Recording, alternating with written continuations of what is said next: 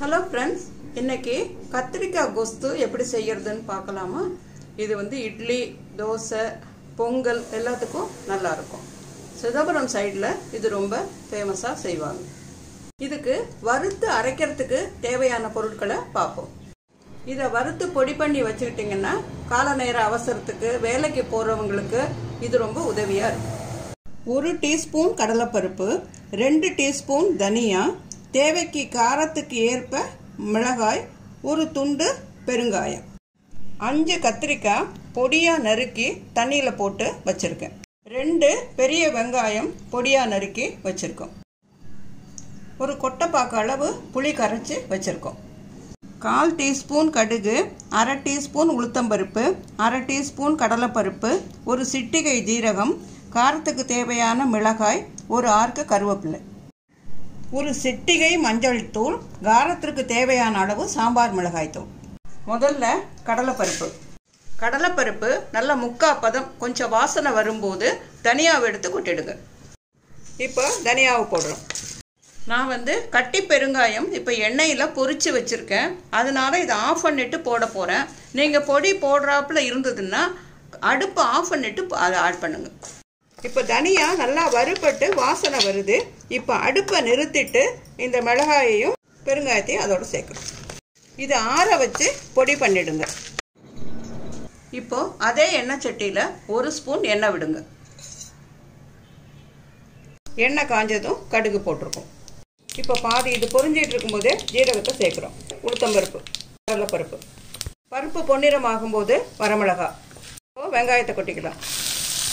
கத்திரிக்காய் துருவலில் பாதி அளவு வெங்காய துருவல் இருந்து சேர்க்கணும். சாம்பார் வெங்காயம் சேர்த்தா இன்னும் ரொம்ப வாசனையாக நல்லாயிருக்கும். வெங்காயம் நல்லா வதங்கி ரோஸ் கலர் ஆன உடனே கத்திரிக்காயை எடுத்து அதோடு சேர்க்கலாம். கத்திரிக்காயை நறுக்கி தண்ணியில் போட்டு வச்சுட்டோம்னா கருப்பாகாமல் இருக்கும். தேவையான அளவு உப்பை இப்போ சேர்த்துட்டோம்னா சீக்கிரமாக அது வதங்கிடும். தண்ணி எதுவும் சேர்க்காம சுருள்ற வரைக்கும் அதை வதக்கி எடுக்கணும். இப்போது கத்திரிக்காய் வதங்கும் போதே சாம்பார் பொடியும் அதோட சேர்த்துட்டா நல்ல வாசனையாக இருக்கும். சிட்டிகை மஞ்சத்தூள் சேர்த்துக்கோங்க. இப்போது கத்திரிக்காய் நல்லா வதங்கி இருக்குது. 2 டேபிள் ஸ்பூன் தண்ணி அதில் தெளித்து ஒரு மூடியை போட்டு மூடிடலாம். மூடி ஒரு 5 நிமிஷம் வச்சுருவோம். கத்திரிக்காய் சீக்கிரம் வெந்துடும். ஆனால் நடுவில் ஒரு தடவை கிளறி விடுங்க. இப்போது நல்லா வெந்திருக்கு. ஒரு கரண்டியோ அல்லது மத்தோ வச்சு அந்த கத்திரிக்காயை நல்லா மசிச்சு விட்டுருங்க.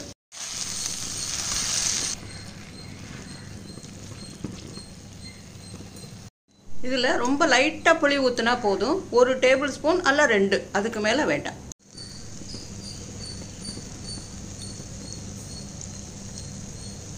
இந்த பொடியை இந்த மாதிரி நல்லா அரைச்சிக்கோங்க. இதை ஒரு ட்ரை டப்பாவில் போட்டு வச்சுக்கிட்டிங்கன்னா 1 மாதம் வரைக்கும் கூட நீங்கள் யூஸ் பண்ண முடியும். காய் இல்லாதப்போ வெறும் தக்காளி வெங்காயத்தை வதக்கிட்டு கூட இந்த பொடியை போட்டு ஒரு திடீர் சட்னி நீங்கள் பண்ணலாம். இது திக்காக இருக்குது, கொஞ்சம் தண்ணி சேர்க்கலாம்.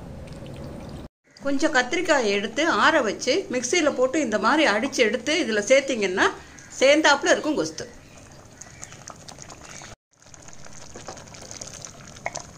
இப்போது அடுப்பை நிறுத்திட்டு இந்த பொடியையும் கருவேப்பிலையும் சேர்த்து மூடி வச்சிருங்க.